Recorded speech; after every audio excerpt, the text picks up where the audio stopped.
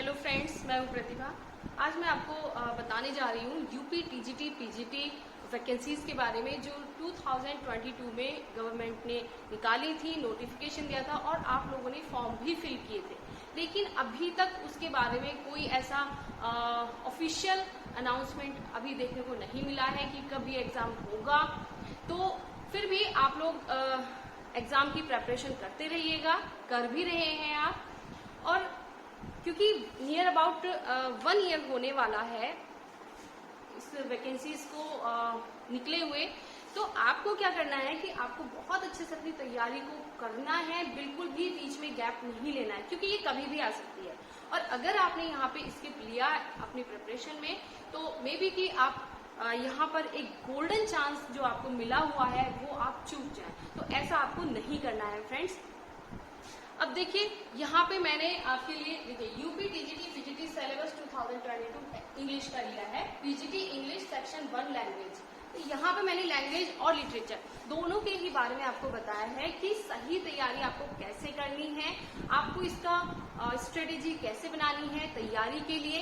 देखिए, कोई भी तैयारी अगर आप कर रहे हैं तो बिना स्ट्रेटेजी के आप बिल्कुल भी नहीं कर पाएंगे। ये तो सभी जानते हैं। देखिए, मुझे भी पता है कि जो आप लोग तैयारी कर रहे हैं, आप में से बहुत सारे लोग वर्किंग हैं। वुमेन्स जो है, खास करके जो वर्किंग वुमेन्स हैं, उनके लिए यहाँ पे बहुत बड़ा चैलेंज आ जाता है, क्योंकि उनको अपना वर्क भी करना है, जॉब भी करनी है, और हाउस होल्ड वर्क जो होते हैं वो भी उनको साथ लेकर के चलना है। और आपको पता है फैमिली भी मस्ट होती है। तो तैयारी हम कैसे करें, कब टाइम निकालें, कैसा हमारा टाइम टेबल होना चाहिए, किस तरीके से हमें स्ट्रेटेजी बनानी है, किन किन जो हमारे चैप्टर्स हैं या टॉपिक्स हैं उनको हमें फोकस करना है, किन पर ज्यादा फोकस करना है, किन पर कम करना है। तो ये सभी बातें मैं आपको इस वीडियो में बताने वाली हूँ फ्रेंड्स। आप देखते रहिएगा लगातार और अपनी प्रिपरेशन जारी रखिएगा। देखिए, सबसे पहले जो मोस्ट इम्पोर्टेंट रोल प्ले करता है वो आपका टाइम मैनेजमेंट करता है। टाइम ये हम नहीं कह सकते कि ये टाइम प्रॉपर रहेगा या ये टाइम प्रॉपर रहेगा। ये आपको खुद करना है कि कौन सा टाइम आपके लिए दी बेस्ट है, आप कब अपने स्टडी के लिए टाइम निकाल सकते हैं, तो ये आपको देखना है। लेकिन उससे भी पहले आपको पहले क्या करना है कि एक तैयारी कर लेनी है। एक बोर्ड पे या आप किसी भी चीज को पेपर पे या फिर आप किसी चार्ट पे आप अपने टॉपिक्स लिख सकते हैं, ठीक है। उसमें कि आपको कौन से टॉपिक्स को ज्यादा लेना है, ज्यादा फोकस करना है। और फ्रेंड्स, एक बात और, आपने देखा होगा कि जो यूपीएससी के एस्पायरेंट्स होते हैं वो यूपीएससी निकालते हैं, आईएएस की तैयारी करते हैं। तो आपको पता है कि जो लोग डॉक्टर लाइन से जाते हैं, इंजीनियरिंग लाइन से जाते हैं, आईटी लाइन से, तो ये सब लोग अपने 1-2 अटेम्प्ट में ही या तीसरे अटेम्प्ट में जो आपका उनका यूपीएससी होता है वो निकाल लेते हैं। इसका सबसे बड़ा जो रीजन होता है वो यही होता है कि वो अपने सिलेबस को टिप्स पर रखते हैं। बिना टिप्स पर जाने आप अपने सिलेबस को बिना टिप्स पर जाने बिल्कुल भी कवर नहीं कर पाएंगे। देखिए, वो लोग क्या करते हैं कि किसी भी एग्जाम में कम से कम 8-10 क्वेश्चन मैक्सिमम कुछ ऐसे होते हैं जो आउट ऑफ सिलेबस हो जाते हैं, या ऐसे होते हैं जिनकी आपको बिल्कुल भी एक्सपेक्ट नहीं होती है और वो आते हैं। फिर आप क्या करने जाते हैं कि उन्हीं पर फोकस करना शुरू करते हैं। आपका जो मेन टॉपिक है, आपके जो मेन टॉपिक से कम 90% आपके क्वेश्चंस आने वाले हैं, आप उनका फोकस छोड़ करके उन 10% पर जाते हैं जिनकी वैल्यू आपके लिए सिर्फ 10% है।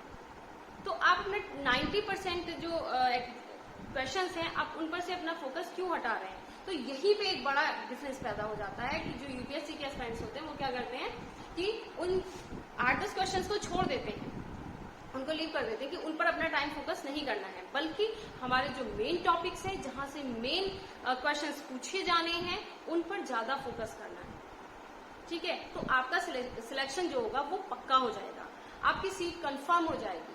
तो यही आपको भी करना है कि आपको जो आपके आउट ऑफ सिलेबस आ जाते हैं कुछ क्वेश्चंस, उन पर नहीं जाना है, बल्कि जो सिलेबस में दिया हुआ है, टॉपिक्स दिए हुए हैं, उनको भी आपको फोकस करना है। क्योंकि अगर आप इन पर अपना फोकस बनाए रखेंगे तो आपकी सीट भी कंफर्म हो जाएगी। ये आपके लिए गोल्डन अपॉर्चुनिटी है, गोल्डन चांस मिला हुआ है। और देखिए ऐसा बहुत ही कम वैकेंसीज में होता है कि नियर अबाउट 1 ईयर का आपको टाइम मिला है और काफी लंबा टाइम हो गया, अब तक हो जाना चाहिए था।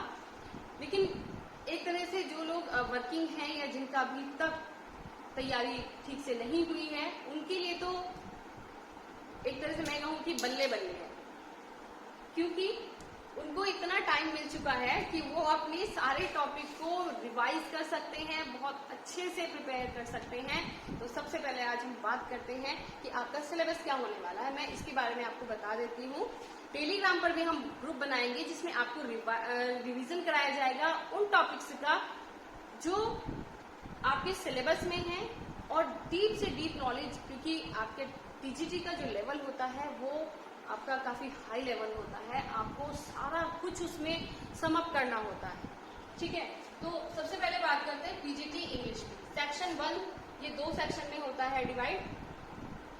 लैंग्वेज, पहला सेक्शन तो आपका लैंग्वेज आ जाता है, जिसमें आपकी आती है unseen passage for comprehension. Comprehension से क्वेश्चन पूछे जाते हैं, एक पैराग्राफ दे दिया जाता है जिससे आपको क्वेश्चन पुट अप किए जाते हैं, आपको उसमें देखना है। तो सबसे पहले आपको क्या करना है कि आपको जो पैराग्राफ दिया गया है उसको अच्छे से पढ़ें, रीड करें और उसके आधार पर आप अपने क्वेश्चंस के आंसर दें।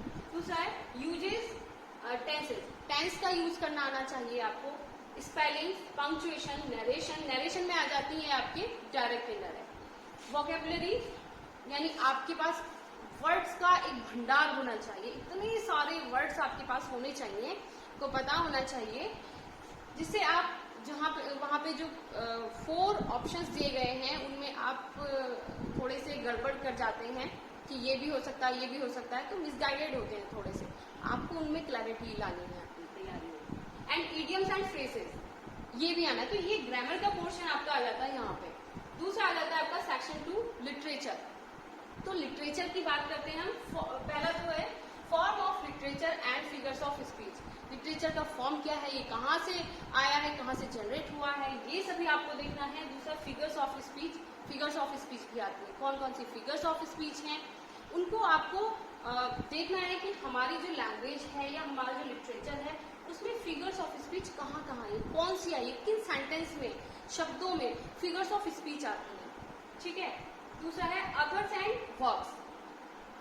इंग्लिश लिटरेचर में जो मोस्ट इंपॉर्टेंट अथर्स हैं वो कौन कौन से हैं, वर्क्स क्या हैं उनके, बायोग्राफी क्या है उनकी, ये सभी आपको देखना है। तो सबसे पहले द मोस्ट इम्पॉर्टेंट ऑथर जो है हमारे ड्रामाटिस्ट भी हैं और प्लेस राइटर भी हैं, वो हैं विलियम शेक्सपियर। पोएट भी है, वेल नोन पोएट। तो ये देखिए सबसे पहले आपके विलियम शेक्सपियर हैं, तो इन पे बहुत ज्यादा फोकस करना है, हर चीज इनकी आपको पढ़नी है, स्टडी करनी है। दूसरे हैं आपके William Wordsworth, the poet of nature, nature के पोएट हैं विलियम वर्ड्सवर्थ। दूसरा है John Keats, Charles Lamb, PB Shelley, poet of pessimist, Charles Dickens, Matthew Arnold, Alfred Tennyson, Thomas Hardy, TS. Eliot, Kamala Das, Mulk Raj Anand, Nissim Ezekiel, Robert Frost, Walt Whitman, Ernest Hemingway and William Faulkner. तो ये जो हमारे पास में authors हैं literature के, आपको इन पे फोकस करना है। इनमें से भी कुछ ऐसे हैं जिनसे सबसे ज्यादा क्वेश्चंस हर बार पूछे जाते हैं, तो आपको यही देखना है। और इसीलिए हमने जो मैं आपको बता रही थी कि ग्रुप बना रहे हैं हम टेलीग्राम पर, उसका भी लिंक आपको दे दिया जाएगा, आप उसको ज्वाइन कर लीजिएगा। ठीक है। आपका डेली आपकी क्विज होगी उसमें इंग्लिश की, सारा आपका रिवीजन कराया जाएगा, क्योंकि ये टाइम रिवीजन का है। और जो भी अगर कुछ नया भी होगा वो भी इसमें ऐड करेंगे हम, और कोई भी टॉपिक ऐसा नहीं होगा जो हम छोड़ेंगे। तो आप इसको अपनी टिप्स पर रखें। देखिए जब तक आपको अपना सिलेबस टिप्स पर याद नहीं होगा, टिप्स पर आपको नहीं पता होगा, आपके लिए बहुत बड़ी मुश्किल हो जाएगी। ठीक है, क्योंकि आप गलत दिशा में जब वर्क करते हैं, प्रयास करते हैं, तो वो सफल नहीं होता है। सही दिशा में किया गया प्रयास ही सफल होता है, उसी से हम सक्सेस होते हैं। तो आप में से भी बहुत सारे ऐसे लोग हैं जो मैं मानती हूँ कि गलत दिशा में अभी भी प्रयास कर रहे होंगे, सोच रहे होंगे कि नहीं हमें सिर्फ इतना करना है या इतना करना है। ऐसा नहीं है, पीजीटी है।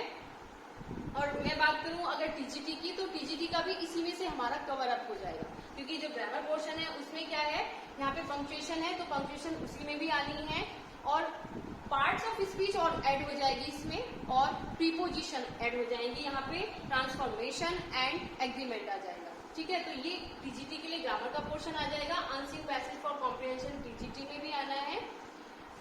और सेक्शन 2 में यानी लिटरेचर में मैं बात करूं तो फॉर्म्स ऑफ लिटरेचर भी आना है टीजीटी में।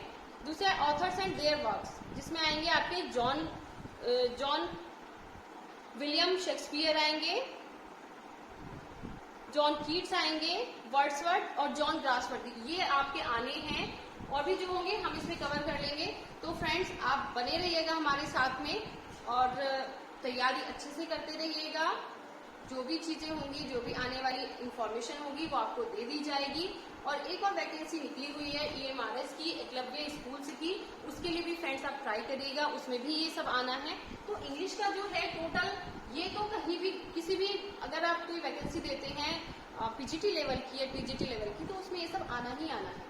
और बात करें हम यहाँ पे देखिए ग्रामर पोर्शन की, तो ग्रामर का जो पोर्शन है वो किसी भी एग्जाम्स के लिए जरूरी है। आपको पता होना चाहिए ग्रामर में कौन से रूल्स होते हैं, कैसे हमें करना है, तो ये सारी चीजें हम आपको बताते रहेंगे। प्लीज कोऑपरेट करिएगा और तैयारी अपनी बिल्कुल अच्छे से करते रहिएगा। जो भी आपके डाउट्स हैं वो भी क्लियर कर दिए जाएंगे।